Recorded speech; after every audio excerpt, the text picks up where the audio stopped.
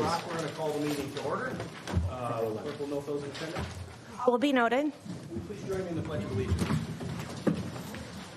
I pledge allegiance to the flag of the United States of America and to the republic for which it stands, one nation under God, indivisible, with liberty and justice for all. All right, moving on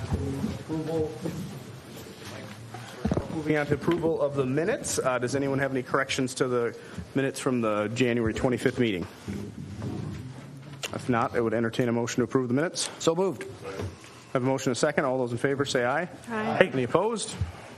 Minutes are adopted. Next, moving on to item 3, adoption of the agenda. I think we have one item 4E, that we were removing. Is that correct? So we'll note that correction of the agenda. Does anyone else have any additions or changes to the agenda? We taking it off the agenda or moving it to something else? We're taking it off the agenda. Altogether. Seeing none, do I have a motion? Approval. I have a motion and a second. All those in favor say aye. Aye. Any opposed?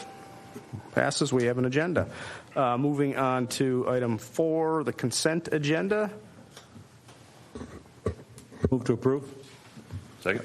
I have a motion and a second. All those in favor say aye. Aye. Any opposed? Consent agenda is approved. Item 5, visitors and presentation, the Welcoming and Inclusive Community Task Force report. I understand we have a lot of members in the audience that have worked very hard on this and have a good, robust report for us. Where are we starting off tonight? I'll be kicking us off, Mayor, members of council. I would like to take this opportunity to thank the task force members. They put in countless of hours throughout this process and the development of the report, and they've showed a true dedication to the process. There are some of the members are here in the audience, but there were also members who are joining us through the watching on live stream who are unable to be here this evening due to COVID and health concerns. So the numbers at home probably exceed the numbers here, but they were all very dedicated and I would say grateful to be a part of this and have some input. And so kicking us off this evening will be former City Manager Ellen Heinecker, who started this process. Hello, Mayor, members of the council. It's really strange to be standing on this side of everything, so thank you so much for allowing me to be here tonight. I'm going to be really brief, which I know is hard for me to do, but I want to just give a really brief background on how this all started, and then we're going to take off with our task force members that are here to present the report, and there'll be a PowerPoint that follows. So for some of you, you know that when this all started, it started under the leadership of Mayor Jo Emerson when she felt it was very important to get some kind of conversation going on in our community about how are people feeling about being welcome, do they feel included in the community. Let's have some conversations, as other communities are also doing a lot of back in 2020 and also through 2021. We had participation from 2 of our council members that also talked with staff and with the mayor about the process, so thank you for that participation. And it was a difficult process to define because as it proceeded, it was very clear that it needed to be somewhat organic because the conversations really led our work. So each time we had conversations with different groups of people, it led the work into some conversation that perhaps we hadn't intended or hadn't planned on. So the task force was very flexible in its work and very, very, very wise and intentional about all of their efforts. So I would echo what Tracy had said in terms of the time and commitment they put into this report is countless hours. So thank you to those who are watching that are on the task force and then to those that are in the audience. Just real briefly then, it did start in February of 2021 is when the task force first began to meet. It's an 18-member task force. People did apply for the task force, and that was promoted for several weeks in the press and other means. And those members were then selected, with the participation of the mayor, of course. And then the council had an opportunity to see the membership before the task force was finalized. And with that, the task force then, we needed to work through their own statement of purpose. I'm not going to go through that. That's in the report. There's many things that we won't cover, of course, because we would be here all night. But all of the work they did, and that especially was intentional, to call out the fact that they really wanted to reach out to a broad sector of the community. It was really, the intention was to talk to people who have persons with disabilities, have different sexual orientation, or perhaps people who are feeling like they aren't included in the community because they're perhaps only been here for a year and their neighbor's been here for their lifetime. So how do we connect and engage with all members of our community? Because of the timing of this conversation and a lot of what was going on around the state and nation and a lot of conversations about race, a lot of what ended up being talked about and the focal point did point back to that conversation. It's what a lot of people wanted to be talking about, and we went with that as a task force, but we don't want to minimize the conversations we did have regarding people with other identities or newer people in our community that had things to say. So I think that was important to point out. The last thing I will point out, and then I'm going to give up the mic to the rest of the task force here, was that the report itself was brief as we could make it. We wanted it to be consumable to the council, and for the public to read through. But with that, there's trade-offs, right? So there's a lot that isn't in there. There's a lot of really brief summaries from a lot of work that was done with the survey, with conversations we had online, community conversations on race, and other work. But we needed to find out and kind of straddle that line throughout the report to figure out what to put in and what can we just leave out and wait for further conversation with council to talk about. So at any time, if council at some point would like more detailed summaries of any of that work, we've had conversations and we're happy to provide that. We just wanted to make sure that this is something that you could take a shot at and look at and ask questions as you move forward and you're thinking of it. So with that, I'm going to introduce, we have 3 members of the task force that are going to go through the presentation, and we're going to be starting with Chris Strife-Oji, and then they're each going to introduce themselves as they come up. So thank you. Greetings, Mayor and Council members. My name is Chris Strife-Oji, and I just will start with the slide that's up right now. People's experiences and perceptions of belonging within a community can be influenced in part by aspects of their identity. While everyone has a unique set of circumstances that shape their life and outcomes, people who share certain identities such as gender, race, religious affiliation, length of residency, or socioeconomic situation may have similar experiences or perceptions. The task force believes it was important to understand the diversity in our community as we examine whether this is a community where all feel welcome and included. There are a number of ways to measure diversity, and we attempted to reflect that by including many of the census benchmarks in the report. Notably, the data demonstrates increasingly growing diversity when compared to the 2000 census and shows tremendous gains in those who identify as BIPOC, Black, Indigenous, people of color, among the youth. In 2000, over 94% of the total White Bear Lake population identified as white, non-Latino. That number is now just over 80%.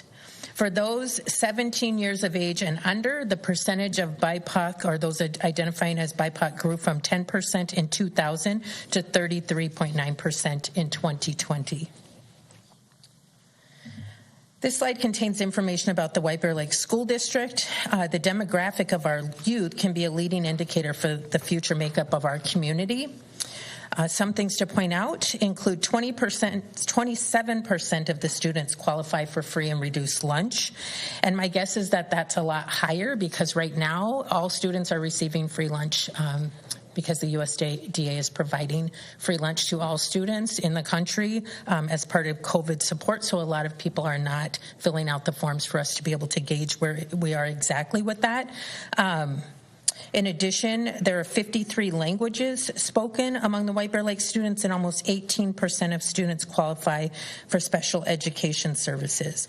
And these changing demographics will pose new opportunities and challenges and also for us to ensure that all feel welcomed and included. We want to make sure that we're reaching all of those populations.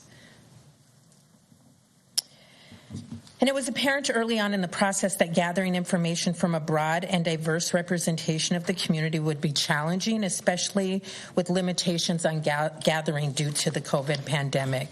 The task force decided upon a variety of methods to solicit participation, including the development of an online community conversation format, an online survey, opportunities for in-person conversations, and task force force participation in the 5-part series, Community Conversations on Race, sponsored by Many Faces, with which the City of White Bear Lake is an active partner. Opportunities to participate were promoted multiple times through a variety of media, including the city's newsletter, the White Bear Press, social media, and through direct contact with community, nonprofit, civic, and faith-based organizations. I'll turn it over to Ellen now. Good evening, Mayor, City Council. Thank you for having us. My name is Ellen Garola. I'm going to talk to you a little bit about the community surveys. So the community-wide survey was available March through September through the city's POCL platform, an online survey tool. Despite extensive promotional efforts, the number of participants topped out at 139. Using a voter registration verification database, POCL was able to verify the general location of participants by wards and precincts.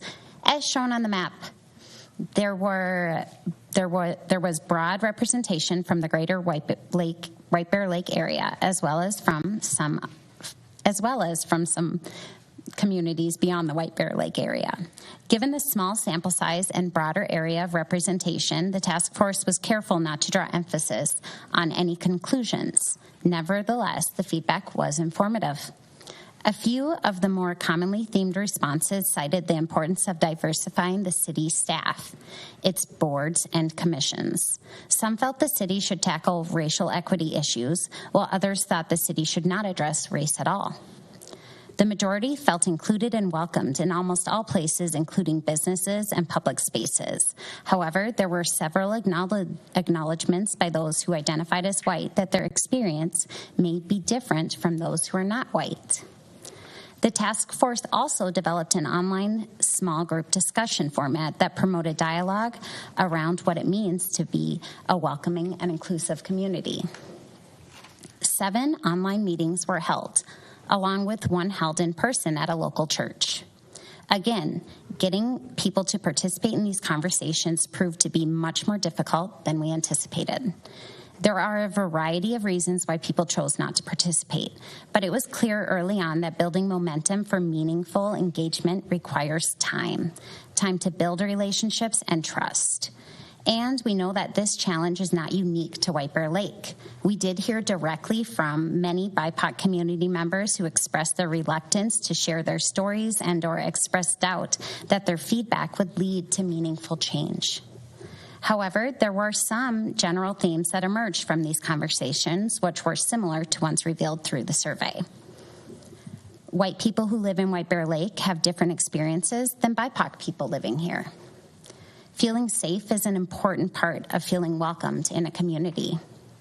Feeling welcomed includes accessibility for people with disabilities, accessible signage in other languages, free and affordable activities. Many people don't know their neighbors or haven't made connections with them. So building relationships is hard. There are many people who were born in White Bear Lake or have lived in the community for many years. It can be difficult to be a newcomer in this community. In addition to the survey and online community conversations, the task force learned a lot from the feedback provided through meeting with student groups in the White Bear Lake area schools. There were 4 separate meetings with student groups representing a total of 91 community youth ages 12 to 18, the vast majority of which were students of color. Many BIPOC students shared personal experiences about being targets of direct racially charged comments, both at school and out in the community. Many expressed that they felt out of place in a mostly white community. Others shared positive feelings about living in the White Bear Lake area. However, mostly with qualifying comments, such as noting that the limited connection between BIPOC community and the community at large. At each of the meetings, students expressed their interest in community events that celebrate the racial and cultural diversity of our community. The Student-Led Culture Club was particularly interested in finding ways to work with the city and other organizations to organize community and cultural events.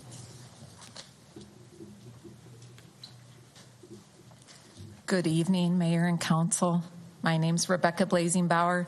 15 years ago, I was in front of the council talking to you about pigeons. So it's great to be back 15 years later talking about people. So let's just go a little bit deeper into some of the findings. I want to talk about the community conversations on race. It was another great opportunity to learn from the experiences of our community members, particularly the first session. This session was designed to give community members an opportunity to listen to and learn from neighbors of color. At the first session, participants heard their neighbors share painful encounters and experiences that informed many robust conversations that occurred in the following 4 parts of that series. And as mentioned earlier, the city was a partner in planning in that 5-part series. So we turn to the next set of findings. I like the phrase iron sharpens iron. You might be familiar with it. Great way to sharpen your iron is to learn from others. And the task force invited staff representatives from 2 other metropolitan communities of Roseville and St. Louis Park. Each had been actively engaged in equity inclusion work for 3 to 5 years. Invaluable lessons were learned from these staff representatives, including information on their past and current initiatives. And they were great lessons of successes, and they were equally great lessons of failures that they had had. So we learned a great deal from that. Both emphasized the need for an intentional commitment of time and resources in order to achieve meaningful community engagement. And they also stressed the importance of follow-up. Follow-up. Follow-up. I might have mentioned follow-up, but after the surveys and conversations in particular, so people trust that their participation was worthwhile and considered. This theme of building trust continued to emerge throughout our task force efforts and was reinforced by these staff representatives through their shared experiences. So in the following months of work to engage the White Bear Lake community in these crucial conversations, it was evident that community engagement is not an event or a one-time process. It must be sustained and continually evolve. Constructive relationships between communities and institutions of local government make community engagement not only desirable, but necessary, as it is likely to lead to a more equitable, sustainable public decisions and improve the livability, the image, and the economic viability of the White Bear Lake community. White Bear Lake has demonstrated its commitment to community engagement over the years. However, as the time of and attention of our residents, myself included, become increasingly scarce, we have competing demands for our time. Community engagement grows more challenging. Through this process, we experience that many do not trust government institutions, including the local level, or are simply too busy and disinterested. It became evident that the development of trusted relationships toward productive dialogue and engagement with a broader segment of the community is a commitment of dedicated time and resources. Reinforcing and building upon intentional and proactive community engagement is especially critical. As White Bear Lake demographics continue to change, with that change, the shift in community culture can create both difficult challenges and wonderful opportunities. While proximity of diverse cultures can lead to familiarity and acceptance, without intentionally in community building, it can also lead to division. For that reason, proactive community engagement is necessary to foster learning and understanding through dialogue and relationship building. To achieve authentic engagement, all residents must feel included in the dialogue. The City Council's continued commitment to this work is critical to ensuring that strides made through connections fostered over the past several months are not lost.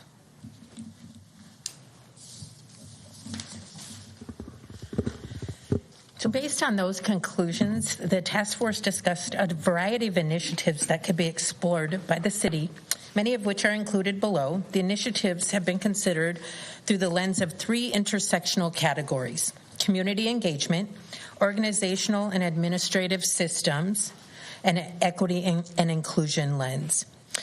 As was so clearly demonstrated through this process, sustained and meaningful community engagement requires a commitment of time and resources.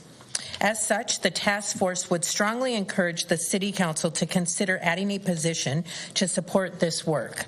More immediately, however, the task force recommends the creation of a new City Commission to serve in an advisory capacity similar to the Parks and Environmental Advisory Commission.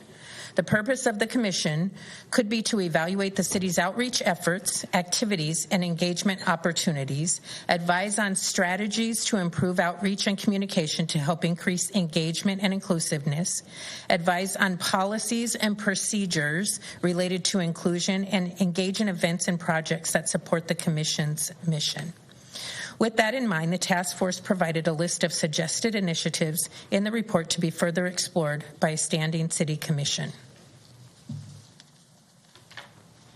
The task force supports efforts to expand staff development towards strengthening cultural competency skills in order to build organizational capacity as the racial and cultural diversity of our community continues to expand. In addition to staff development, the task force recommends that the city seek opportunities to partner with White Bear Lake area schools and Century College to provide internships and work shadowing opportunities for students. And importantly, the task force recommends that the city invest in intentional and creative ways to recruit more diverse candidates for staff positions and city commissions, including BIPOC, LGBTQIA+, multicultural, and persons with disabilities. This becomes increasingly important as the community becomes more diverse to ensure the people who serve and lead the community reflect the diversity of the community they serve. And finally, the task force believes it is ultimately important that the city initiatives and policies be considered through an equity and inclusion lens. In other words, that we continue to ask ourselves how an initiative or policy impacts those who may identify with a culture or lifestyle different than one's own.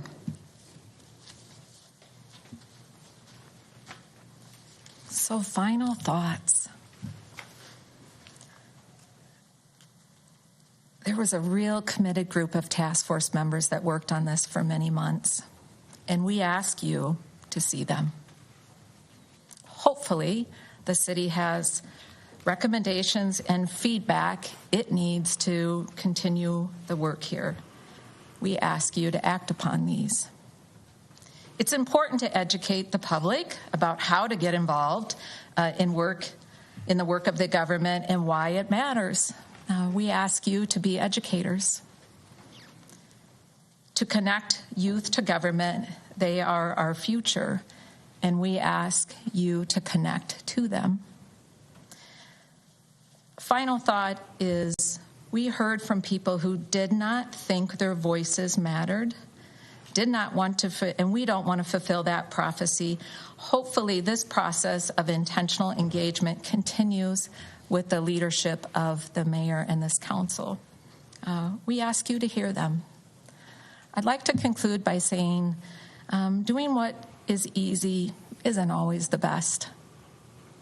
It can be easy, quite frankly, to not read the report again. It can be easy to bid Chris, Ellen, and I good night and do your final acts of business. We'd ask you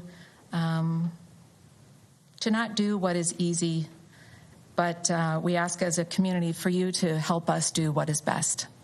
Thank you, Mayor and Council members. Thank you, everyone. And thank you for all the members of the task force. I know there's a lot of work that went into this, and I'm sure it's been a labor of love for all these long months. My initial thoughts on the report are, I look at it as a report card. You guys did a nice snapshot of where are we at right now? How can we do better? I think there's a lot of positives to draw from the report. I think we've got a lot to be proud of in this city, and there's always opportunities to improve and do better.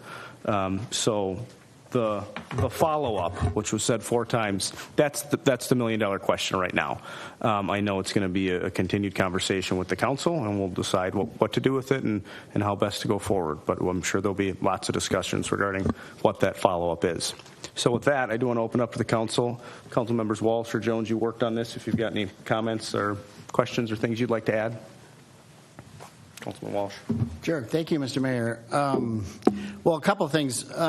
Just let me dig a little deep, and then I have some general comments. But on the, let's see, where am I? Page 14, some of the themes that emerged. So from the top, the second bullet point, many highlighted positive interactions with various city departments, including admin, fire, police, cited as generally positive encounters. But then the next bullet, however, others cited experiences that were not as welcoming.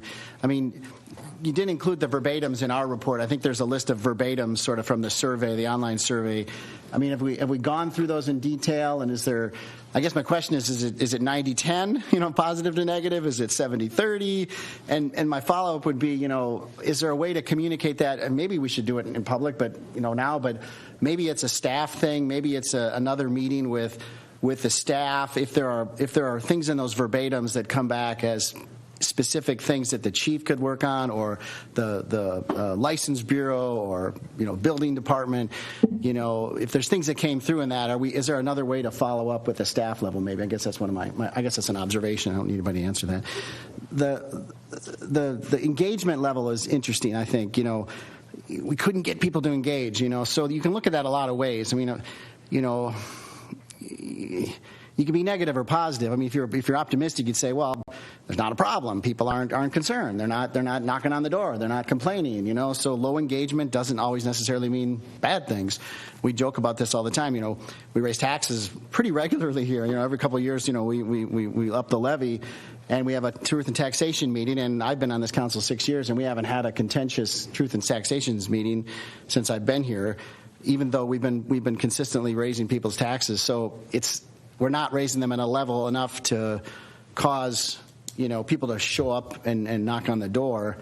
So okay, that's a good thing, but I don't know. I mean, I'm just responding to what I read. I guess I have no question or comment, but the engagement thing it just stood out to me is that we started the task force. I think the mayor would agree with this.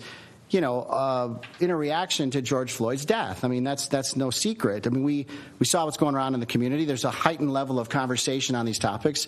We should look at White Bear Lake. Let's use this as a reason, as a impetus to start this. So I just wonder, whether or not we do the standing commission or not, if there's a way to be ready. And maybe this work helps us get ready, but there may be an incident in the future in our city or in a neighboring city or another, even in the Twin Cities, that we may need a reaction to. And it might be at that moment we can get people engaged because something happened, And so are we ready to respond? Are we ready to, stand up the infrastructure, a community meeting, whatever we need to do? And maybe that's one thing I took away is, okay, we didn't get that many people to participate.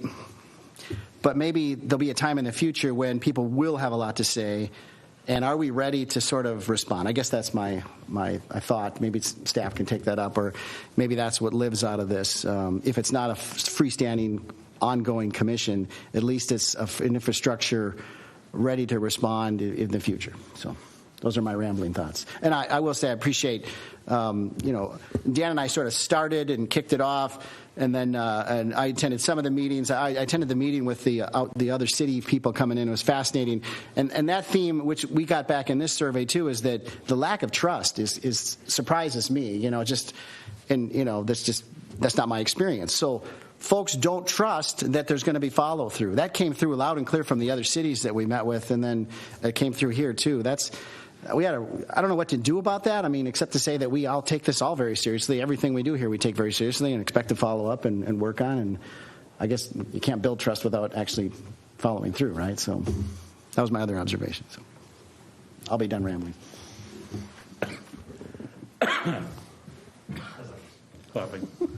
Take your time. So I do want to thank, obviously, like everybody else. I started off, I'll be honest. I'm like, ooh, this is going to get scary. I want to make sure what I believe born and raised here. I'm the rubber stamp white guy, right? And I didn't want it to go too far one way or too far the other. And one of the things with former Mayor Emerson, starting it off, Bill, you said the reaction to the tragic death of George Floyd. What I liked best about the timing of it, former Mayor, was that it wasn't a knee-jerk. Yeah. It was, let's take a breath, let's take a pause. We all recognize that there's something. Let's just realize what we're grasping. I thought that was one of the best things that Mayor Emerson did, was take a pause. And I know I had comments from some, we need to be doing something now. And I get that, but we didn't know what to do. I don't think anybody really knew in 10 days or 30 days or even 3 months what the ramifications were. And I don't think we still do today. It's obviously things happening. But the dedication that you guys showed to a particular person that I actually have a daughter named Sam too, that, wow, spell bee checker. That was scary. I was still reading all the emails. Did I check out from the actual? Yeah, I did. Because I trusted. And when you heard that word trusted, I trusted you as a council member to say, I don't need to be here. I'm confident that you're going in a direction that needs to be going, wherever that direction needs to go. And that's what I'm really thankful for, of where, the WIC committee went. I take the advantage of saying, yeah, I think Bill was saying an infrastructure, I don't know where that would be, Mr. Mayor, in the future, looking for, Bill, I like where you're going, but I don't want to say, how do we react without being reactive? And that's what everybody's been doing for how long? We react. We don't be proactive. And I don't think we're ever going to do it right no matter what we do. It's always going to be pitchforks and torches, and that's okay. It's like, are we equipped to listen, to respond, to at least say, hey, follow up? That's what I think the very first step is. How do we say this is not going to get filed as a nice report, and thank you. What goes forward? And I think that's discussion that we need to have over a period of time. It's not going to happen tomorrow. It's not going to happen probably 6 months from now, to be honest. It's a big thing to chew. But I think it needs to be, we got to start taking bites. Thank you, Mr. Mayor. Anyone else on the council have any thoughts or comments on it? Councilmember Edberg. Thank you, Mr. Mayor. So there were, as I read and reflected, there were 3 things that came to me. The first was the last several years have been enlightening to me about the hidden or not so hidden forces of structural racism that have been baked into the systems that we operate today. Redlining, covenants, a variety of things. I didn't read anything in this report that suggested the presence of those in our community. If they were there, I'm hoping that they would be called out so that we can have something specific to work on. If they're not there, I'll take that as a positive. If they just didn't happen to surface, okay, let's keep our ears open. So there's a continuous process of listening. But that was one item that I pulled out. So as one example of what that might look like. A year ago, I started just asking questions about, has our police force, have we ever settled a lawsuit and paid damages for police brutality? The answer is no. What's our what data do we have about how we perform in the course of doing the work? What does the arrest record or traffic interaction data say to us? And what systems do we have? What are the things that we have been doing that might minimize some of the charged situations? So anyway, I've become more comfortable saying we have actually, whether it's been intentional or unintentional, or whether we've fixed some things, we've done some good stuff. It doesn't pop up. So that was one bucket of conversation. A second one caused me to ponder the question, okay, there's a lot of work for communities. What is the particular roles that are unique to government and the priorities of government? I'll be honest, I don't feel a particular, as a city, wearing a city council member hat, I don't feel a particular obligation to ensure that Joe, who lives next to Sammy, that Joe and Sammy have coffee, that they know each other. I don't take that on as my responsibility. Where that takes me is to say that there are a number of places in community, not just government, our faith communities, our school, and I love the reference to Century, the opportunity for internships, et cetera, et cetera. There's a whole wide number of places where these conversations need to happen, but they're not the role of government, or at least not a high priority role for government at this level. So it's to say, is there a role for a commission or a group of motivated citizens or whatever to ensure that those conversations are occurring outside of those narrowly government spaces? And then we get into the area of, okay, what are the places where government has a particular role to play? So, for example, the outreach that you called out the role of our public safety, both police and fire, positively, I think, and the recommendation is that an opportunity for engaging other city staff in similar kinds of conversation. I don't know. City manager, I'm going to look to you to say, first of all, you're drinking from a fire hose still. You've been here all of, 38 days? Over the course of the year, I actually will welcome and look forward to you reflecting on what are those things that engage things like staff training, recruitment of qualified individuals from diverse populations, an examination of our hiring practices. Are there things that we have not, are there stones that should be overturned or not? I don't know. That's not my bailiwick, but to leave it in yours. And are there those places where we do have a particular role? I'm going to say there's things for staff, and you get to be head of that. There are other things that I think are for us as members of council, whether that involves discussions about a commission, whether it involves other expenditures. Okay, all of it is fair game. It's worth considering. There may be things about how transparent are we in communicating what we're going to be thinking about, what we're going to be working on, and what action we've taken. Have we done our absolute best in engaging around all of that? Maybe we have, and maybe not quite. I can actually think of a couple pregnant topics where casting a broader net in communication and notification might be useful. So anyway, we can have those conversations. That's the second bucket. It's what are the priority things that city government can do, and what do we prioritize that, and where does that fit? And I actually would encourage us to have some conversation, perhaps by August-ish, about what might be things. If it's going to go in the 2023 budget, we're going to have those conversations over the next 6 to 8 months, so that they end up in a preliminary budget that goes out in September. So anyway, that's second bucket.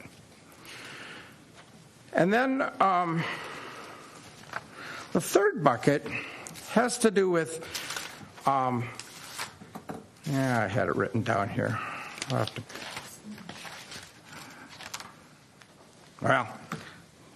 It's actually escaping my brain at the moment.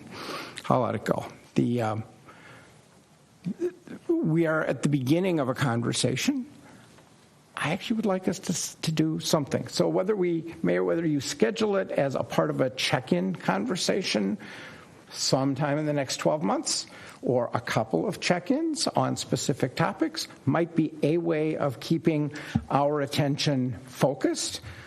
pick a time that when it seems right, you and the city manager have that prerogative, and I think that would be a useful way of avoiding this going on a shelf. I'll stop there. Anyone else on the council? Well, then I'll just close by saying I think that's certainly a commitment we can make to continue a conversation at some point. Right now we're in digest the information mode, and that's good that that's a long period of time. As we've opined and others have said, knee-jerk reactions aren't necessarily serving our best interests. So we got a report card.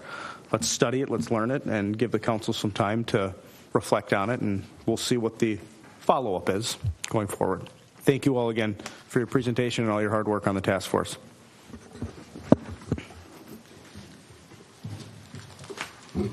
Okay, moving on to item 6, public hearing. We have nothing scheduled. And item 7, unfinished business. We also have nothing scheduled. So it brings us to item 8, new business A, resolution denying a request by Jeff McDonald Tice Estates for a preliminary plan and planned unit development at 1788 Highway 96 East. Is this Ms. Kane? Yes, thank you, Mayor and members of the council. Subject site, 1788 Highway 96 is located on the south side of County Road 96, just east of Columbia Park in White Bear Township. It is zoned R4, 1 and 2 family, single family residential, 1 and 2 family residential. The property is 1.85 acres in size and contains a single family residence on the northern portion. The property is encumbered with a 33-foot wide utility easement that runs north-south along the western property line, and a 60-foot utility easement that runs east-west through the property in line with Clarence Street. These easements are how sewer and water were extended to the existing homes on Clarence Street. Similar to the homes to the east that were platted from larger parcels back in the 1880s from the Romalley Park plat here, the Tice Estate is here today. I can't do my math, 150 years later, 140 years later, requesting similar subdivision, and they would like to subdivide their property into 6 lots. 1 lot for the existing single-family residence, and I'll just point out in this alignment, north again is to the left because of just the configuration of the lot and PowerPoint. There would be 4 duplex lots here highlighted in yellow, and 1 shared lot for shared storm water and common area. That would include yards and driveways. Consequently, at the October Planning Commission meeting, the applicant had requested a preliminary plat to subdivide the property into 6 lots, and both concept plan and development stage approval for a PUD.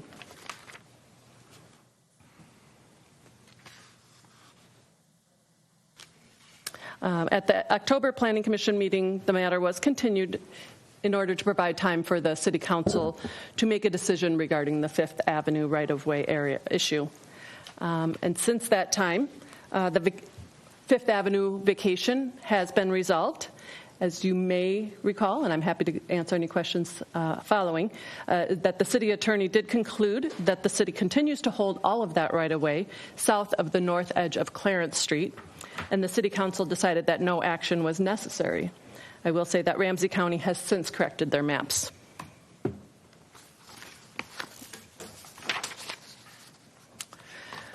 The applicant proposed envelope lots, sort of like a condominium plat, in that the units would be independently owned and that the common areas, the lawns, the driveway, and the stormwater ponds would be collectively owned and maintained by the association.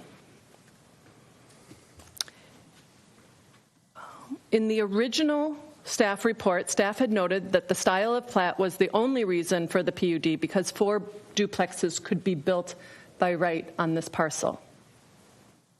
However, since the October Planning Commission meeting, staff conducted additional analysis and discovered that is not the case, that without this PUD utilizing the envelope lots, the site can only support 2 duplexes and 2 single-family residences. This is because the 35-foot drainage easement on the western portion of the property pushes all the buildable area 33 feet, which is quite a wide side yard when only 10 feet is required by our code. This easement encumbers the property in such a way that while sufficient square footage exists to support 4 duplex lots, the easement pushes the buildable areas so far to the east that setbacks can't be maintained. And I'll be happy to go back to this. The minimum lot width is 80 feet for the duplex and 60 for a single-family lot.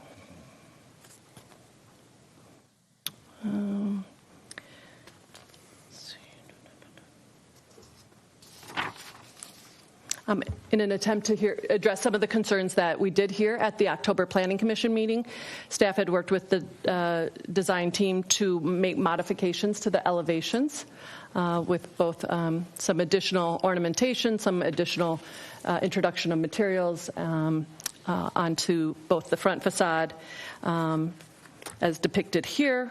And the side elevations really show the extent of the second story. It's really limited to just a small portion in the middle of the footprint of the home. These are, I believe, about 1,100 square foot units with 2 bedrooms, 1-car garage, and so they are smaller relative to the current housing stock. And you can see that depicted on the floor plans here. Of the proposed duplexes, many members of the Planning Commission echoed concerns that had been voiced by neighbors that this particular proposal was simply too much, not necessarily opposed to the actual development of the property, but just that this project does not fit within the existing character of the neighborhood. One cited that perhaps 4 duplexes with 1 car per duplex was not the right design for this particular lot. The motion to recommend approval of the request failed on a vote of 2 in favor and 4 opposed. The members in support of the proposal appreciated the project offering newer unit types in the community and citing the change was rather incremental in its scope.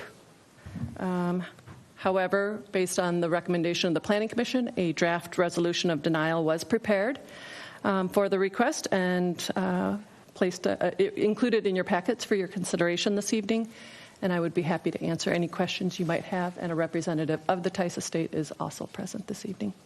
Thank you. Council, any questions for Ms. Kane? Councilman Walsh. Thank you, Mr. Mayor. The new information, can you just, the west edge of the property, what are we dealing with here? I wasn't catching all of that. Is it drainage? Is it water we're worried about, or what is the new limitation that pushes everything over? Let me just clarify that we knew the utility easement was there. We know that a large storm drain runs underneath that, the ditch, Dillon Ditch. Oh, that's part of Dillon's ditch. Okay, yeah. So that's not new information, but it makes it unbuildable for obvious reasons. And so while the lot, I believe... Oh, but this plan deals with that, though. This plan works in terms of the Dillon's ditch. Yes. The one in front. Okay, I guess that's my. Okay, yes. I see. They knew that and they designed for it. Yes, through the PUD, creating the 4. So the new information is that a new plan might be more limited if you're going to. Apply the straight zoning of a 60-foot wide lot for single family and 80 without feet. the envelope. Because it's 160 feet wide, 165 feet in width. But when you subtract out that 33-foot easement, the result, at 132 feet, thank you, just does not allow that 60-foot to 80-foot wide buildable envelopes to be created. And then my other question is, I don't know that I've asked this before or not, but and I don't know if the developer would help answer it. But the 1-car garage thing, that's one of the things I hear a lot, not just from people in the neighborhood, but people all over the city. Is that a thing? Does the market want that? I mean, I trust developers usually that when they put something on paper, they know that there's a demand. But that seems it's different to me, I guess. I mean, we went big in the suburbs with 3-car garages. I mean, I remember I had a house in Hugo with a 3-car garage, and my joke was that I only owned 1 car. I used to park my wheelbarrow in that 3rd stall, just right in the center, just to take it up. I didn't really need 3-car, but 2-car, yes. So is that a market demand? Are we going to see more of this? Mayor, Councilmember Walsh, I think our housing analysis and the housing report that Maxfield conducted a few years ago revealed the dramatic change in household composition, and I believe we're at 40% single-person households, which is a complete switch of where we were in the 1970s. So I think it is a growing demographic, not only unique to White Bear, but certainly the Maxfield study demonstrated that was the case. Okay. Thank you. Anyone else on the council have a thought, comment, question? Councilmember Hughes. So the Dillon Ditch, this whole 33-foot easement, known to the owner of the property forever, or is this sort of a development over the last 20-plus years? Great question. Thank you, Mayor, Councilmember Hughes. That actually was acquired from the owners, the Tice family, that owned it for many years. It would have been a utility that was secured and compensated for either through the city, and I don't know who maintains it. It still is city utility easement, right? So the city would have compensated them for acquisition of that easement in 1967. 54 years I guess ago. I'm just confused because I'm new at looking at this. So when we look at this gray shaded area, is the easement included in this gray shaded area, or is it outside of it? Is this the ditch, or is it in this area right here? This is the utility easement here, 33 feet. Okay. So it's in the drawing, and it appears to be, okay. So they've known forever they can't build on that section of it. That's correct. Okay. So it's a hardship that's been created. And so if we went ahead with the PUD, would you even know offhand, like what kind of, back to variances again, back to my being elementary level here, when does that part of the discussion come in? What do those look like in order to get what they want out of this envelope system? Is this like 75 variances of various kinds, or is it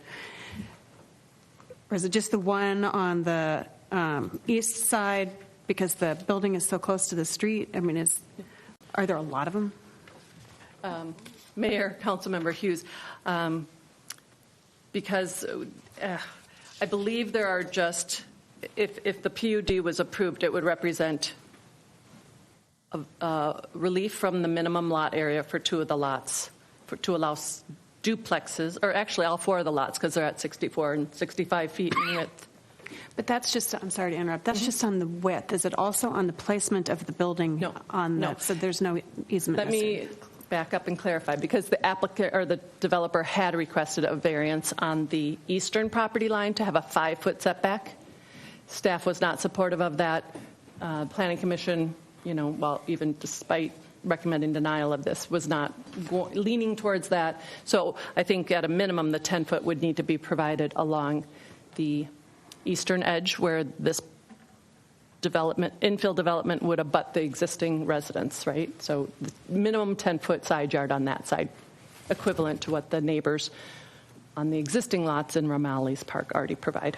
So no variance is necessary under their new drawing? For that setback, just for the setback along the east lot line. There would be, the PUD really eliminates the formal need for a variance. Okay. But okay, so that wouldn't come up again. But I guess in terms of it saying, but otherwise the drawing, short of the fact that they don't have the lot width, fits within the scope necessary. The only thing we'd be saying here, the only thing we'd kind of be saying here is we're allowing you to put 4 duplexes where you technically don't have the width. Yep. But we're not changing. But you are following the zoning requirements or the easement requirements as far as placement and next door neighbors and all of these things. Condensing the area where those 4 duplexes would be put on the property as a result of the easement, if that makes sense. The buildable area of the subdivision would just be tightened. Okay. To the eastern portion of the site.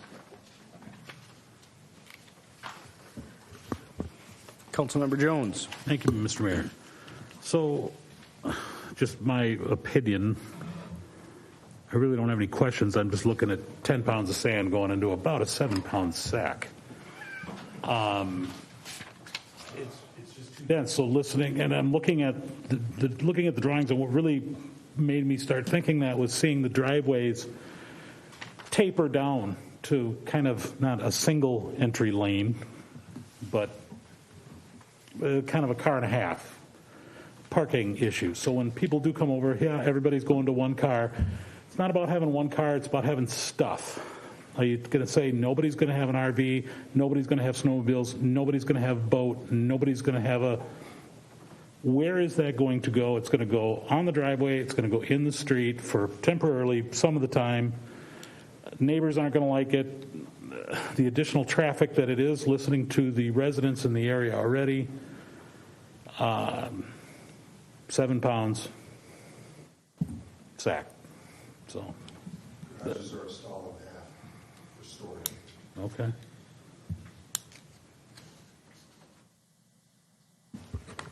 Ms. Kane. Thank you, Mayor.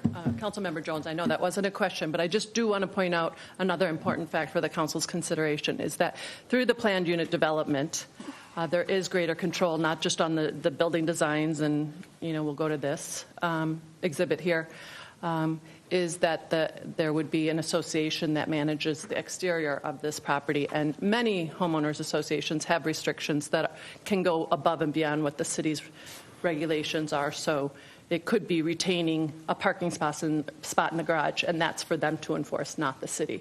It could be them saying no RVs on the parking or on the hard surface driveway, even though the city would allow it, their own HOA. So it does give the city a little bit extra layer because the city will be required to review those HOA documents before they're recorded with the plat.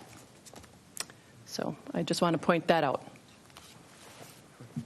Councilwoman Hughes. Just because I'm new and I don't know how, Mr. Mayor, I don't know how this works. Are we discussing the entire thing, or are we simply asking questions right now and not moving to a discussion? I just don't know how it works. I'm going to defer to Ms. Kane for where we're at in the process and what this means if it's ultimately denied or approved. Yes. Thank you, Mayor. Councilmember Hughes. So tonight is the request for the final approval for both concept plan, PUD, which sometimes, if you're up in Hugo and you're dealing with a 40-acre farm, you might be dealing with a 100-unit subdivision. So not all of the details are refined, and it may be broken out into phases. When we're dealing with a 1.85-acre site, it's not uncommon to mix these together and say, let's go through concept plan and final. So there would be some refinement of perhaps these elevations, working at the staff level. But for the council, this request tonight, or this matter before you this evening, is for final approval of the PUD. And the only step necessary to come back is after a long time of working with staff on the homeowners association documents and the final plat, as long as it reflects, this layout, that all of a sudden the northern lot hasn't gotten, 14% smaller, or they're trying to squish in a fifth duplex now. As long as it really is consistent with this, that's an administrative thing that comes to the council. And I think you had one on your agenda last month for the Rooney Farm, and it was just a final plat. And we just said it's the same, different builder, and it was really just a straightforward business procedure of the council. So, council, what would we like to do? Councilman Walsh. Thank you, Mr. Mayor. This is my ward. So the resolution in front of us is a denial because that's what the Planning Commission said. So I'll move the resolution as written. Get that on the table, then we can discuss that action. Second. As soon as there was a second. I have a motion and a second. Any further discussion? Point of order. Just to clarify, it's the motion to deny?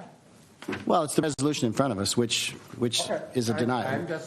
We've got a negative and a negative, so I'm just trying to make sure.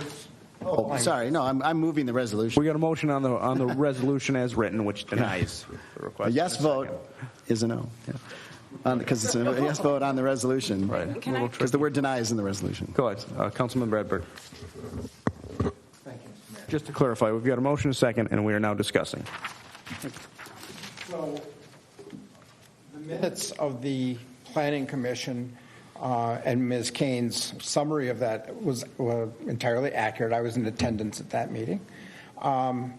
The another issue that was raised by the Planning Commission was that the nature of this proposal is out of character with the surrounding neighborhood, both in structure, size, density, and the issue of parking was raised. Adequacy of parking, likelihood of parking in the cul-de-sac, et cetera, et cetera. So those were all items. I was out, I looked at that space, and I concur with their judgment. So I'm in support of the motion to deny. Is there any further discussion? Councilmember Walsh. Well, thank you, Mr. Mayor. I move the resolution. I'm going to vote for the resolution. It's not an easy vote. I support development. I support development in this area. It's just the Planning Commission did have two meetings on this. I was at one. You were at one, and so I generally trust them, and I took a lot of testimony, and so I'm going to vote in support of the resolution. But I hope the developer comes back with something that's better, fits the character of the neighborhood, the objections the Planning Commission had, the neighbors had, and I'll be willing to look at that very strongly. So, anyone else for discussion? Councilmember Hughes. Mr. Mayor, I actually am really tempted to not say anything because it would be really easy, but I feel like part of my job here is to have an opinion. First, I am hesitant to say that I don't support what the Planning Commission agreed with here. I'm going to vote against it. Partly because of a number of things. I think one, having a PUD on this spot, I think gives us a lot of control to fix a lot of the things that people are complaining about, as Ms. Kane said, in terms of talking about ensuring that the actual site is cleaned up, that there isn't a tractor in somebody's front yard or something else that you don't get if it's simply private property. I had a neighbor who had a toilet and an old tub in their backyard for months, and there's nothing illegal about it. So this would stop some of that for the people who lived nearby. I'm struck by the fact that there's only one garage, but I've lived in an 1,100 square foot unit, and there's not a lot of people living in a 1,100 square feet unit. I think that it feels like one of the things that people are worried about is that there's going to be 3 and 4 and 17 people living in each of these places, and you're going to go from how many drivers are you having? And I guess I would further that out to say I have another neighbor who has a very narrow driveway, and gosh, if they're listening, I love you and I love your family. They each have cars. Their 3 kids have cars. Lots of people have cars. Their lot itself can't maintain all of their cars, and when it snows, they're moving them all over the place in order to get them out of the way. And you get to do that. But so it happens in all neighborhoods, not just in ones that are not just in the new ones. We have cars up and down my street, outside on the street. Whether or not they fit inside their own garage because their garage has stuff or not, it's their private property to deal with to a certain extent. And so I'm hesitant to I'm hesitant to stop his development of his private property. I get that we're talking about the fact that he doesn't have enough space for this, but the thing that I feel like he could turn around and do is say, okay, I'm going to take it from 4 duplexes to 2 duplexes and 2 houses, and now you have 0 controls, and people will park all over the place because I have got no HOA, and Anyway, so there are, I guess, some of my messy thoughts on this, because this is kind of the first time I've had to do this. I feel like some of the things that are complained about are legitimate complaints, but aren't necessarily the kind of thing that really should stop his ability to develop the property like this. I think we gain a lot as a city in terms of the controls of this that we will lose. I think that there was something there. So I'll stop there by trying to get it on the record, but I think I just made a mess of myself. So there we are. All right. Any further discussion? I've got a motion and a second for item 8A, resolution denying a request for Jeff McDonald, Tice Estate, for a preliminary plan and planned unit development at 1788 Highway 96. All those in favor say aye. Aye. Any opposed? No. Nay. Motion carries. The resolution denying the request is passed. Moving on to 8B, resolution approving a request by architects and engineers on behalf of the City of White Bear Lake for site plan approval for the public safety building renovation and expansion at 4701 Highway 61. Ms. Kane. Yes, thank you, Mayor, members of the council. The city's P Public Facility Zoning District requires Planning Commission review of significant capital improvements, not including normal maintenance and other routine improvements to properties.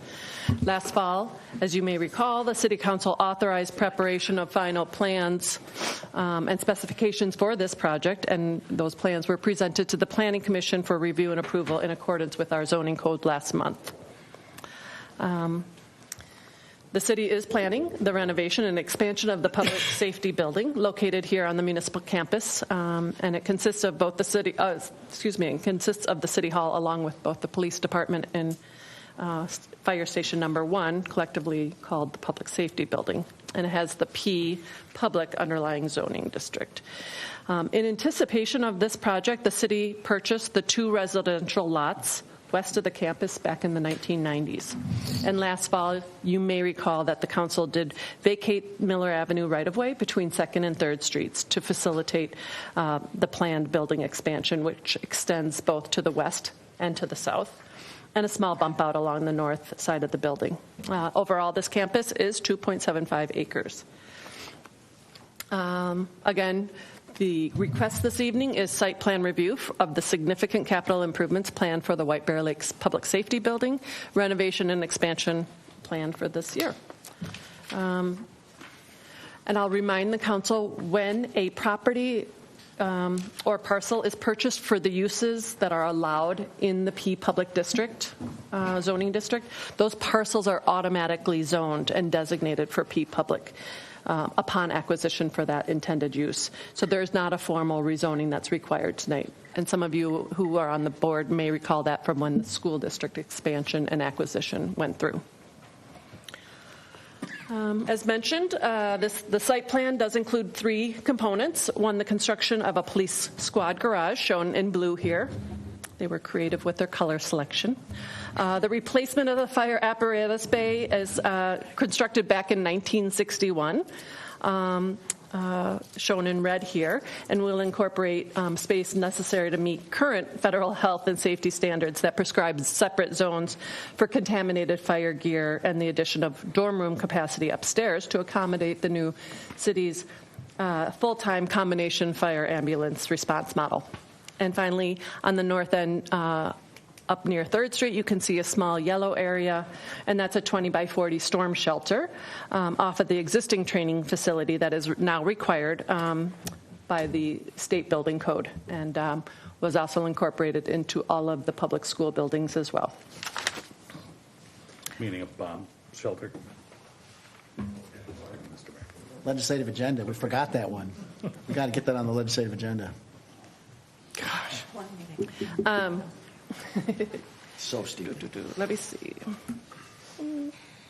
Here we've got a variety of elevations, and the new fire bay has been sized to accommodate the modern equipment, as well as show off the old equipment with a prominent corner element down by the 2nd Street sidewalk where the La France will be on display. So it also results in some modifications to the current parking configuration in front of the public safety building, and will allow for the emergency equipment to actually drive through the apparatus bay and no longer require that the backing up of the equipment. So it really improves both safety for our firefighters, our staff, and the general public who are driving past oftentimes on 2nd.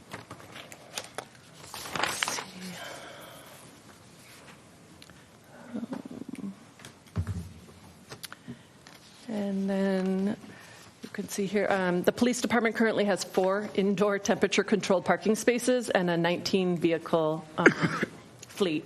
The newly constructed police garage, shown here on the lower part of the screen, will provide for indoor parking for 34 vehicles indoor, including access to the 2 existing sally ports, which are used for suspect booking. Vehicles will enter off of 3rd Street to the north and exit here on this shared driveway with the fire egress, with access to the signalized light on Highway 61 for the majority of responses. Let's see. As the council is well aware, today's police squads are equipped with technology and tools that need to stay warm in the winter and cool in the summer. With no indoor parking, our squads are currently left idling and rotated throughout the current available indoor parking to keep them from getting too cold or too warm. In addition to the indoor parking of squad vehicles, the police department has a general need for secure indoor storage for evidence and equipment. West of this, I'm going to go back to the site plan.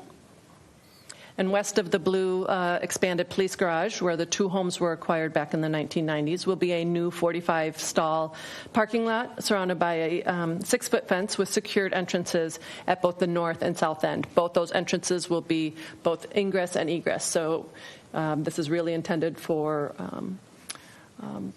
public safety and employee parking. And so as they depart or arrive for shift, they can come and go as they like. It will have a key fob type of entrance. The fence along the north and south will be wrought iron in appearance and will provide a solid privacy fence along the western property line where it abuts the 2 adjoining residential properties for both visual screening and buffering of noise and headlights. This is also the location, even though on this plan it shows that the trash enclosure will still be down near the fire station. It actually will be in this enclosed parking area at the northeast corner of this site plan. So, and again, just have these elevations to walk the council through. If you have any questions, these are the full existing as well as expanded building elevations and material samples. I believe they've all been taken home. They were here. And let's see, the Planning Commission did forward a unanimous recommendation to the council for approval of the proposal. And I do want to note back in December, when plans were still preliminary in concept and scope, staff sent notices to all the abutting neighbors and offered to meet with them one-on-one to walk them through those plans. No one took us up on that offer, and no one attended the Planning Commission hearing to offer any input. And we did provide a draft resolution of approval for the capital improvements to the public safety building. The project architect with Wold is here this evening, and supporting staff are also present. If you have any questions for any of us, we'd be happy to answer them. Thank you. Thank you. Council, any questions? Move to approve, and thank you for moving the trash. Second. I have a motion and a second. Any further discussion? If not, all those in favor say aye. Aye. Any opposed say nay. Motion carries. Resolution passes. Moving on to 8C, resolution accepting feasibility report and ordering public hearings for the 2022 pavement rehabilitation project, city project number 22-01. Mr. Copy. Thank you, Mr. Mayor, members of the council. So each year the city has traditionally taken on a pavement reconstruction rehabilitation project. 2022 is no different. So we typically kick these projects off with a neighborhood meeting. That is really to gather information from the neighbors to garner any initial comments, issues, things like that we need to look at through the design and the feasibility report preparation. So we had that neighborhood meeting in October. Back in October, we had 11 of approximately 280 homes or properties that will be impacted by the project showed up. Most of them were general questions. There is some sidewalk that is proposed as part of the project, so there are some questions on the sidewalk. I'll get to that in a little bit. So the first step in any project through Chapter 429 of Minnesota State Statute, if we assess any portion of the project, we need to follow certain steps. So the first step of that is to follow that, or to prepare a feasibility study to present to council for consideration to move forward with the project. So we're going to go through, project scope. So this year's project scope is a combination of a number of different pavement preservation and reconstruction techniques. We'll have a small area that will just be a mill and overlay, which is removing the top surface of the roadway, replacing the surface. The curb is in good shape. It's an existing urban section. The next type of construction that we do is full pavement replacement. Depending on the time when areas were constructed, some of them were constructed with inferior pavement sections, meaning the initial pavement was too thin. There wasn't enough gravel. The subgrade was poor based on the exploration that we do from soil borings as part of this process. So in that one, we actually remove all the pavement, regrade it, recompact everything, and put a full pavement section back on. And then the final method that we use is a full reconstruction. There's a number of areas, including one alley, that will be completely removing the pavement. There's no curb and gutter on these areas. They're quite old sections before we really started to get into the urban sections. Replacement in the 80s when we started to take some of these rural sections and turning them into a urban section similar to that was constructed in the southern part of White Bear Lake in the latter part of the development. So, as part of the project scope, much of what we do are repairs in the areas. We do spot utility repairs, storm sewer, sanitary sewer, water main, replace valves, anything that's damaged below surface so that once we put these new roads on top, they don't get, we minimize the risk of any repairs in the at least near term. Like I said, there is some sidewalk that we have proposed as part of the project, and as well as some private utility work. So there's the Xcel Energy, some of the communications. They'll come in and do repairs. Gas has traditionally gone into some of these areas and done complete gas line replacements. Let's try to get that out of the way as part of this project as well. So I'll go into the area. So the area that we're generally talking about is north of Highway 96 and west of Highway 61 in that quadrant. You can see at the bottom the streets that are in red are slated for full reconstruction. Those in blue are for full pavement rehabilitation. And then we have one street that we have for just a mill and overlay, which is in much better condition. As far as the sidewalks go, there's quite a network of existing sidewalks and trails in the area, including along Highway 96, Birch Lake Avenue, obviously Highway 61, and the Lake Links Trail. We also are right now in preliminary design for a project that slated for like in 2024, 2025 with Ramsey County on Otter Lake Road to extend a sidewalk up from Highway 96 up to 4th Street. So it's going to be important to look at these neighborhood connections, one of them being on Florence. To get that from 4th over to the west to Birch Lake School. And we have one on 4th Street, which will, there's a small segment of trail sidewalk within Yost Park, but it doesn't extend all the way down to Highway 96 nor to Birch Lake Avenue. And then there's one more segment on Cairn Place. There's a small segment that is constructed from Florence down to that kind of cul-de-sac area, but it does not extend all the way down to 96. So those are the three segments that would be proposed. They are shown in the city's comprehensive plan that was adopted by council recently. So those are areas that we will look at for sidewalk placement. Again, there was a few questions about it, and I know in the past council's had some tough decisions. We've had some good discussions.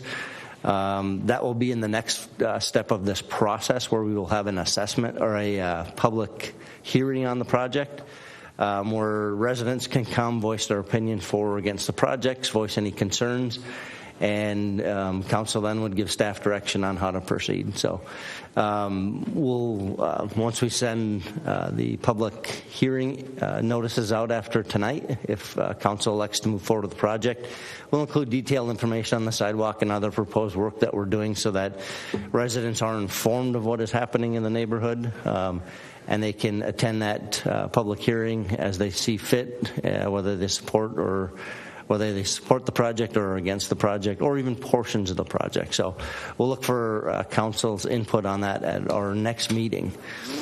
So next steps would be at the March 8th council meeting. If council elects to adopt the resolution tonight, we would hold a public improvement hearing. And with any either as presented or any changes that come about as part of that hearing, council would order the project and hopefully authorize staff to go out for bids on the project. If that moves forward, then council would be recommended an award of contract at the April 12th meeting. Construction typically begins sometime in May after road restrictions are off. And assessment hearing, typically we hold that in the fall. There are a few things that come up during a project, utility repairs. Sometimes we're going to dig down on a number. We have about a dozen private water lines that we're unsure of whether they are galvanized or lead out in the streets. And we've been doing that in the older areas to make sure that those get replaced before we put a new street on top of it. The residents are responsible for water and sewer services from the main to their homes, but we have the council's adopted a program where we help assist those residents to do it as part of the project to minimize damage to the street in the future. So with that being said, tonight staff would recommend that council adopt a resolution accepting the feasibility report and ordering the public improvement hearing. I'd be happy to answer any questions you have. Thank you, Mr. Copy. Council, any questions? Councilman Walsh. Thank you, Mr. Mayor. Well, this is my neighborhood, so I've already gotten some feedback on sidewalks. Sidewalks are always tough. Nobody wants a sidewalk. So my sales pitch is connectivity throughout the city to trails. It's part of the comprehensive plan. It's not willy-nilly. This has been thought of. There's a reason we're adding a sidewalk to Florence. Is it on the north side? The diagram looked like the sidewalks planned for the north side. Has that been decided? That sidewalk already on the north side there, I'm trying to think, on Florence? Mr. Mayor, Councilmember Walsh, the current locations of, at least from a preliminary engineering standpoint, the sidewalk would be on the north side of Florence. We look at minimizing tree loss. We look at other impacts to utilities, power poles, pedestals for phone and cable TV, things like that. Other private improvements, topography, things like that. So Florence, at this point, we propose on the north side. The one on 4th Street is proposed on the east side, as the park is on that side, Serenity is on that side. Makes sense to continue that up. Yep. I can go back to the sidewalk on Cairn is proposed to be on the west side. I'm looking at it from an impact standpoint and topography. That is the most reasonable place to put it. You've looked at lot size and proximity of the house, the residence to the street. I mean, one of the concerns I've heard so far is that it's going to be my house is so close to the street already, and the sidewalk's going to take another big piece of my yard, and that's a legit concern. I mean, correct. Mr. Mayor, Councilmember Walsh, we look at all those factors. Obviously, the sidewalk is proposed within the city's right-of-way. Yep. Where somebody decides to build their home within their lot, typically falls within zoning code where they have to have setbacks. So some homes are built closer to that setback. Some are built further away from that setback, depending on how each individual home is built. Generally speaking, in the area, they're all fairly close to the same distance. There's not a significant variation from lot to lot, but there may be some that are slightly closer than others. Thank you. Council, anything else? To approve. I have a motion. Do I have a second? Second. I have a motion and a second. Any further discussion? Seeing none, all those in favor say aye. Aye. All opposed say nay. The motion carries and the resolution passes. And finally, moving on to 8D, first reading of the water meter ordinance. Mr. Copy. Oh, no, I don't. I guess I don't. I was thinking I had a slide in there, but Mayor, members of the council, so let me grab my right sheet here. So what we have before you would be amendment to sections 401.020 and 401.030 of the municipal code pertaining to water meters. As most of you know, in early 2021, the city undertook a water meter replacement program. The city had initially started doing these replacements on their own through our water division staff. Over about a 5 or 6 year period, they managed to get about 2,000 water meters replaced throughout the city, focusing on the worst of the worst. In the last 2 years, we were informed by our vendor that was doing our water meter reading that they would no longer be in the business at the end of 2021. So we scrambled to get together a project, bonding together, and looked at doing a plan to do the remaining 6,500 meters within the city. Really what that does is modernize our meter reading system to our drive-by radio read system. So our staff can do those reads really just by driving throughout town with a city vehicle. We have a meter reading. The water meters give out a signal, and we're able to pick that up. They follow a map, and it tells them which meters they've read or not read, and very efficient, very quickly done. So water meters typically last 15 to 20 years, with kind of the industry standard at 17 years. The majority of the waters in our town that were remained in town were in excess of 25, some 30, 40 years old. So what happens as the water meter gets old is they lose their accuracy. So we're really not billing all the water that somebody's using. So it's very inefficient. So it will more accurately read what homes are actually using. So the contractor that we hired to do the work is Ferguson Waterworks out of Blaine.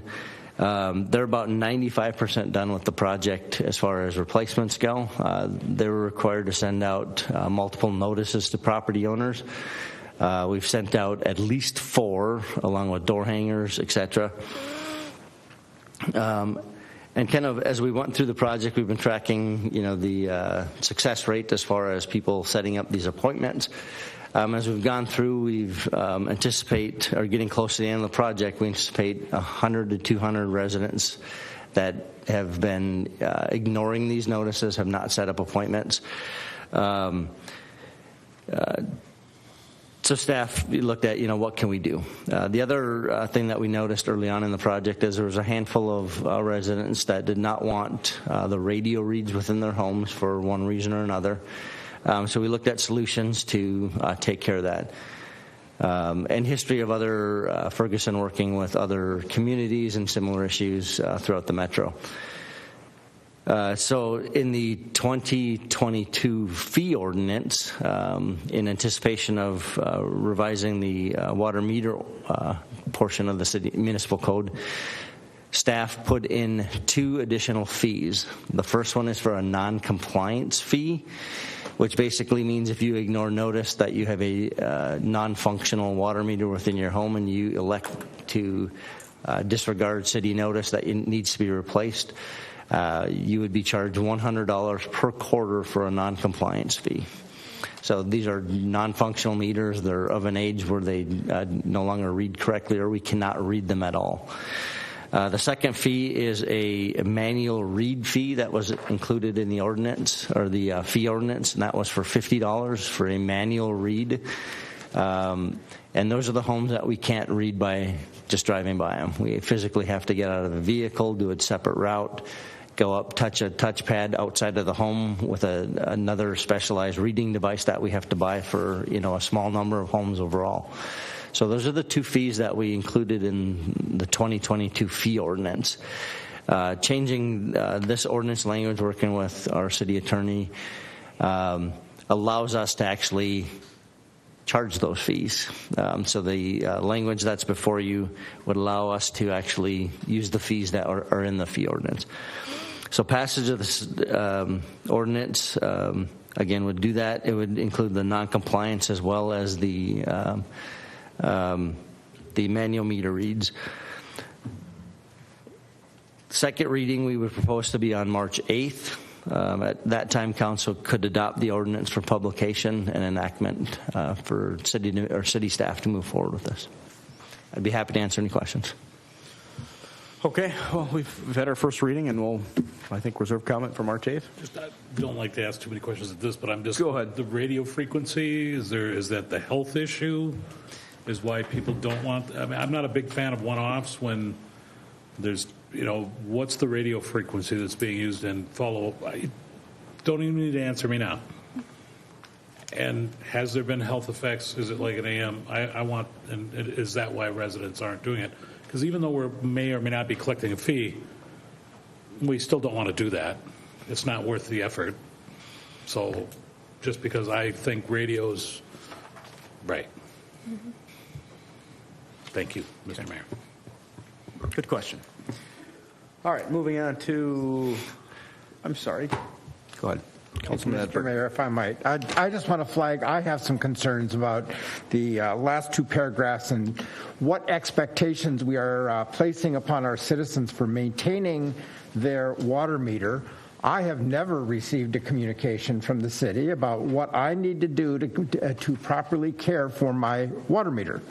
Since we're going to be foisting this on 8,500 people, I'd like to have some clarity in the ordinance about exactly what our obligations as users of those water meters are going to be, and if they are going to be replaced, what is the basis of the cost? Since we are quite explicit about the cost for not letting folks in. So I'm just drawing a couple of those.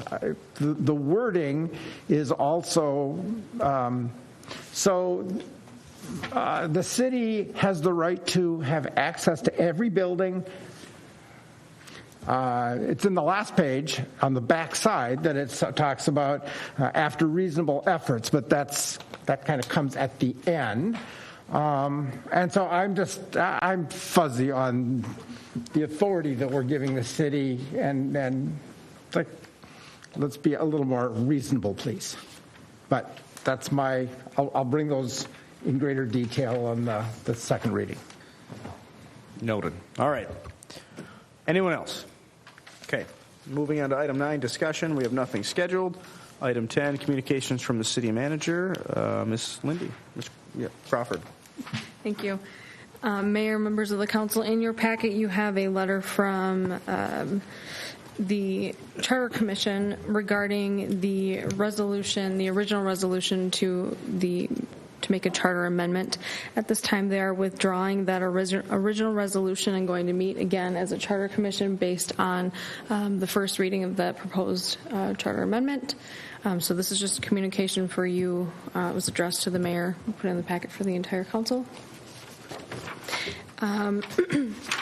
And lastly, a couple of updates regarding capital purchases.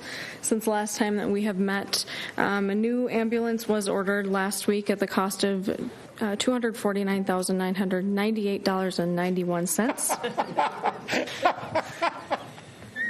That is just under the budgeted amount of $250,000. So despite rising costs, Chief Peterson was able to negotiate with the vendors to stay within that budgeted amount. With 3 new picnic shelters were purchased for Lions Park at the cost of $126,163, which is under the budgeted amount of $130,000. We are using the same brand of shelters that we have been installing throughout the park system over the past decade, which have proven to be well built and cost effective. And those shelters were on the state bid contract. And lastly, staff has moved forward with on the CIP project of replacing the roof at the South Fire Station at the cost of $145,910, which is under budget in the amount of budgeted amount of $155,000.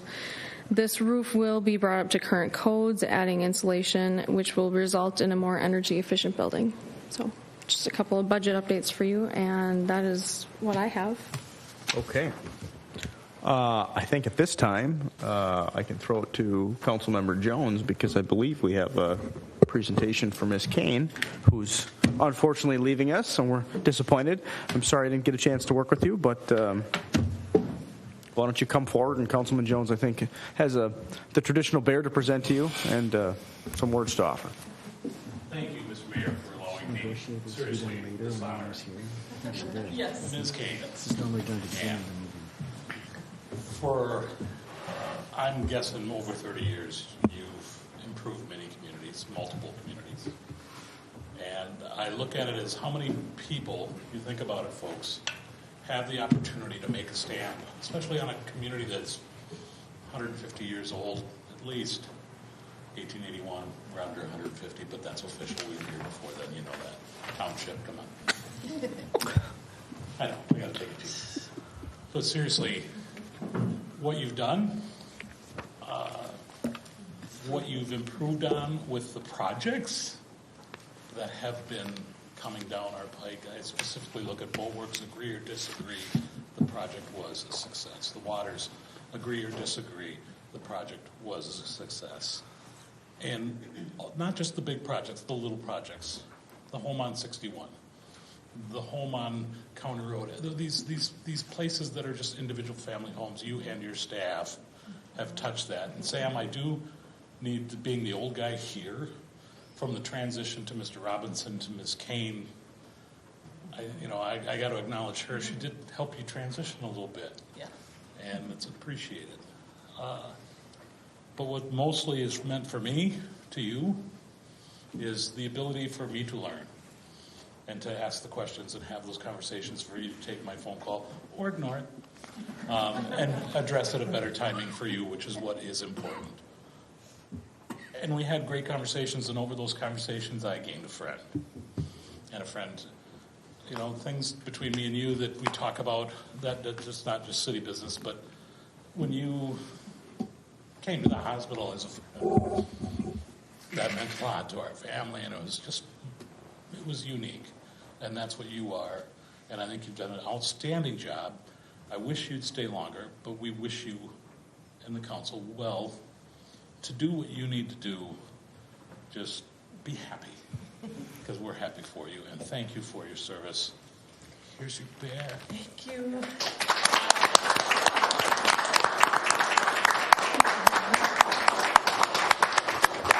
My staff has a song and dance. That's what they promised me. They've got a rap song.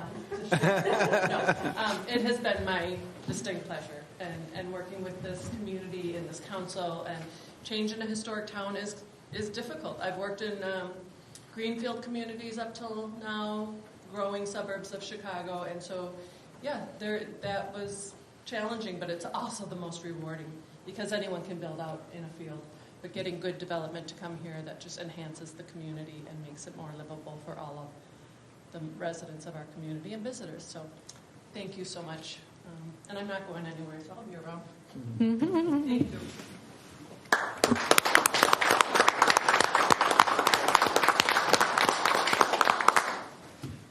All right. With that, I will entertain a motion to adjourn. So moved. Second. All those in favor say aye. Aye. We're adjourned.